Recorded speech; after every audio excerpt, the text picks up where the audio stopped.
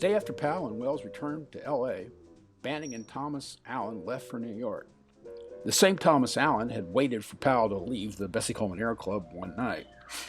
He took a couple of whacks at Powell with a wooden post. Powell knocked Allen to the ground and took his post away. Allen scampered into the night, and it was the last time they saw one another. Banning got a hold of an old, worn-out airplane, and since neither he nor Allen had enough cash to cover the entire trip, they decided to resort to handouts, like hobos. In late August, with the Flying Hobos painted on the airplane's side, they took off toward the East Coast.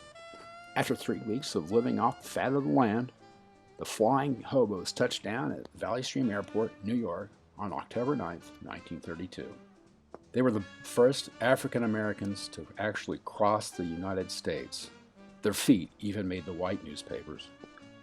They expected to capitalize on their fame, but there was no prize for the first cross-country flight by an African American, and very little recognition. Only established white pilots like Roscoe Turner or Charles Lindbergh got the best engines and the sleekest airplanes funded by the biggest sponsors. The likes of James Herman Banning and Thomas Allen had to find their way back home.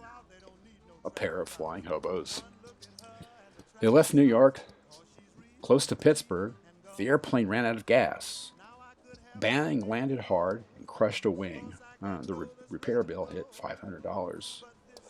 The shop held onto the airplane while the Flying Hobos rode a bus to L.A.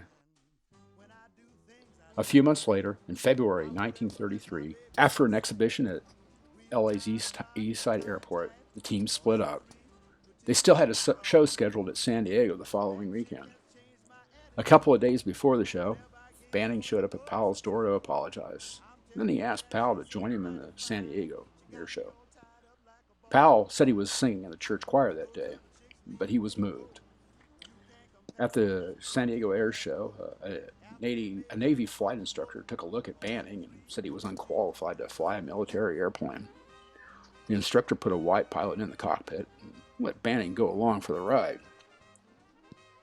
Right after takeoff, the biplane rose up and flipped and pancaked upside down onto the runway.